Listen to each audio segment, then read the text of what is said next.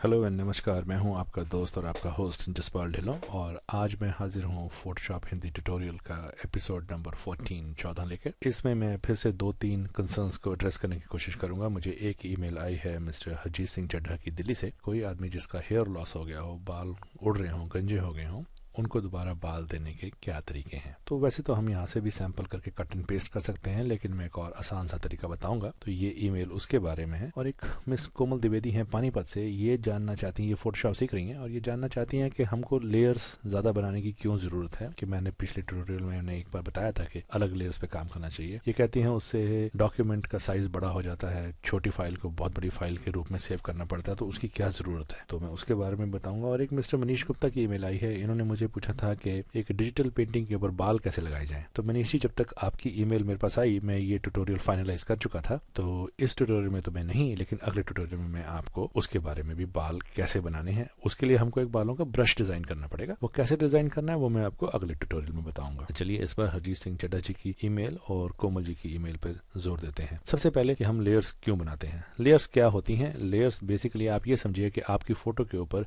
आपने एक transparent plastic की शीट अगर आप उसके ऊपर रख दें और फिर उसके ऊपर आप कुछ ड्रॉ करें, लिखें, तो वो लेयर है। बाय डिफॉल्ट जब आप एक लेयर खोलते हैं ट्रांसपेरेंट पन्नी की तरह से खुलती है। अब उसका क्या फायदा है। उसका एक ही फायदा है जी, कंट्रोल। कंट्रोल का मतलब अगर हमने कुछ भी हमने उसमें चेंजेस किए। अब जैसे फॉर एग्जांपल इसी फोटो का अगर लें सैंपल के तौर पे, तो मुझे अगर एक क्लाइंट कहता है कि यहाँ पे मुझे एक डायलॉग बॉक्स बना दीजिए जहाँ पे मैं कुछ लिखना चाहता हूँ, तो ये बैकग्राउंड लेयर है, मैंने इसी के ऊपर बैकग्राउंड डायलॉग बॉक्स बना के क्लाइंट को दिखा दिया। क्लाइंट कहता है हाँ जी ये डायलॉग बॉक्स तो ठीक लगा मुझे, लेकिन मुझे एक्चुअली यहाँ नहीं, यहाँ कहीं ऊपर चाहिए था। अब क्या करें। अब तो फंस गए क्योंकि मैंने यहीं पे की थी। तो कोमल जी, क्योंकि अब मैंने ये एक ही लेयर पे बनाया है तो अब मेरे पास कोई ऑप्शन नहीं है, मैं कुछ नहीं कर सकता। मेरे को ये फोटो डिस्ट्रॉय करके नए सिरे से काम शुरू करना पड़ेगा। लेकिन अगर लेयर हमारे पास होती तो क्या होता, आइए देखते हैं। अगर मुझे क्लाइंट कहता है कि जसपाल जी मेरे को यहाँ पे डायलॉग बॉक्स बनाना है, मैं कहूँगा ज़रूर साहब ये लीजिए, ये आपका डायलॉग बॉक्स बन गया। अब वही सवाल कि मुझे यहाँ नहीं, मुझे को ये डायलॉग बॉक्स ऊपर पसंद था, क्योंकि अब ये एक सेपरेट लेयर पे है। तो आपकी फोटो के ऊपर एक प्लास्टिक की पन्नी है, पारदर्शी ट्रांसपेरेंट, आप सीधा यहाँ से ड्रैग करके इसको ऊपर ले जाइए, क्योंकि प्लास्टिक की पन्नी है, आपने सिर्फ प्लास्टिक की पन्नी को खींचना है। तो यहाँ पर आ गई। अब बोले जसपाल जी ये तो ठीक था, लेकिन अब ये कलर मुझे ये नहीं चाहिए, काला नहीं, मुझे आप लाल कर दीजिए।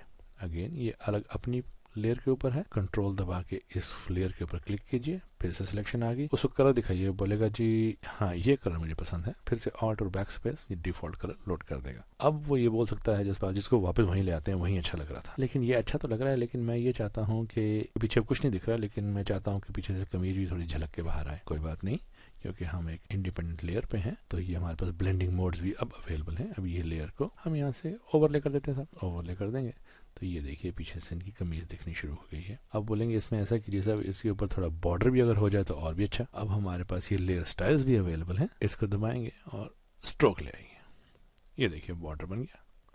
हम बॉर्डर को अब कलर तो जो मर्जी दे सकते हैं, अब जो भी उनको पसंद हो वो कलर आप बॉर्डर का उनके लिए बना के। ये देखिए। तो कोमल जी आपके सवालों के जवाब के लिए कि आपके पास कंट्रोल है और आप चाहें कितने मर्जी चेंजेस कीजिए, लेकिन कीजिए एक लेयर के ऊपर, इसलिए हम लेयर्स बनाते हैं। एक और मुझे ईमेल आई, फ्लैटन करने की कोशिश करता हूँ तो वो मैसेज आ जाता है कि जी the layer has to be rasterized. अब ये रेस्टर क्या होता है।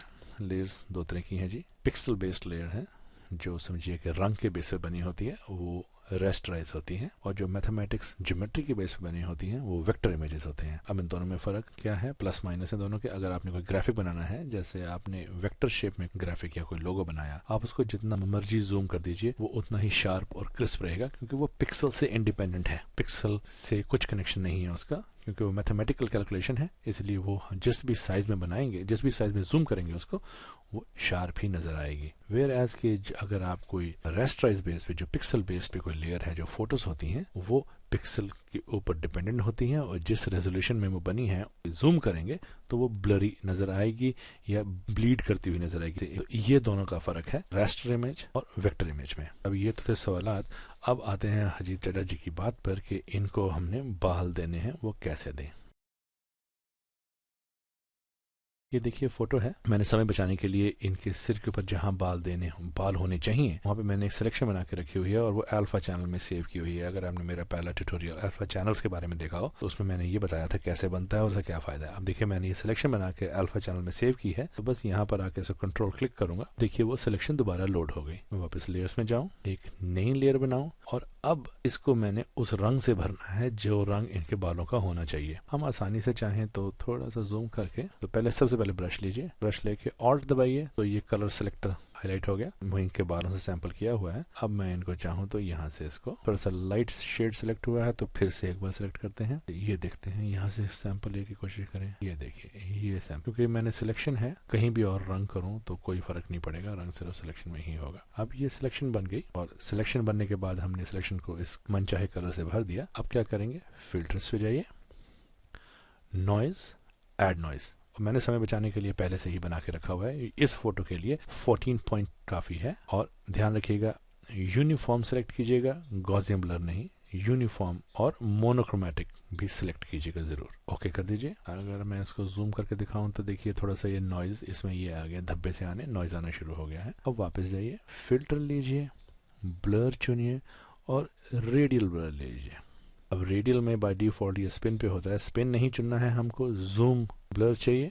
अमाउंट पहले से ही जैसे मैंने बोला 18 मैंने लगाया हुआ है। क्वालिटी बेस्ट कीजिए और ओके कर दीजिए। अब कंट्रोल डी करके डी सिलेक्ट कीजिए। अब मैं अगर मैं इसको जूम करूं थोड़ा सा तो आप देखिए वो बालों की वो शेप जूम में आनी शुरू हो गई है। अब हम क्या कर सकते हैं, अब इसको शेप मन चाहिए क्योंकि ये आपकी अपनी इमेजिनेशन के ऊपर बेस्ड है, तो आप ये स्मश टूल यहाँ से बेसिकली ये ब्लर और ये स्मश टूल यहाँ से लीजिए।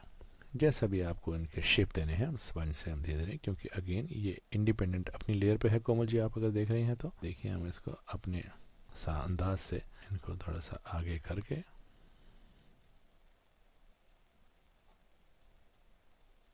अब देखिए ये काफ़ी सही लगता है। तो हमने जिनके बाल नहीं थे उनको हमने ये बाल लगा दिए हैं। हरजीत जी तो ये था आपके सवाल का जवाब।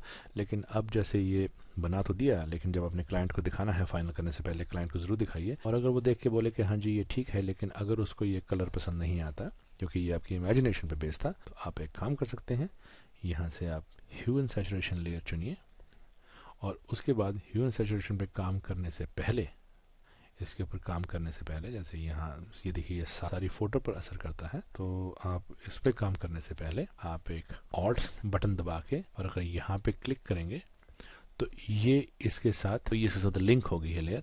अब अगर हम कुछ चेंजेस करेंगे तो सिर्फ इसी पे होंगे। आप चाहें तो बालों को गाढ़ा सैचुरेशन बदल सकते हैं, बालों की कुछ रेडनेस लानी हो, यहाँ मेरे ख्याल से ये सूट करेगा। और ह्यू बालों के रंग बदलने हो तो हुजूर कोई भी रंग बदला जा सकता है। मनीष गुप्ता जी मैं आपको भूला नहीं हूँ, अगले ट्यूटोरियल में मैं आपके क्वेश्चन को ज़रूर एड्रेस करूँगा। जैसा कि मैं हमेशा अपने ट्यूटोरियल में कहता हूँ कि आपको मेरे अगर ट्यूटोरियल्स पसंद आते हैं तो अपने दोस्तों साथियों में ज़रूर बांटिए और इसको सब्सक्राइब भी कीजिए। सब्सक्राइब करने का फ़ायदा ये है कि जब भी मैं कोई नया ट्यूटोरियल लोड करूँगा या अपलोड करूँगा आपको नोटिफिकेशन आ जाएगी। आप उस नोटिफिकेशन पे आपको मालूम पड़ जाएगा ये नया ट्यूटोरियल आया है इस विषय पर। फिर वो आपकी इच्छा है, अगर आपको पसंद आता है तो आप देखिए, आपको फिर अदरवाइज जाके यूट्यूब में ढूंढने की ज़रूरत नहीं पड़ेगी। मेरा चैनल है, मैं उसका भी नाम अभी आपको यहाँ नीचे दिखाता हूँ।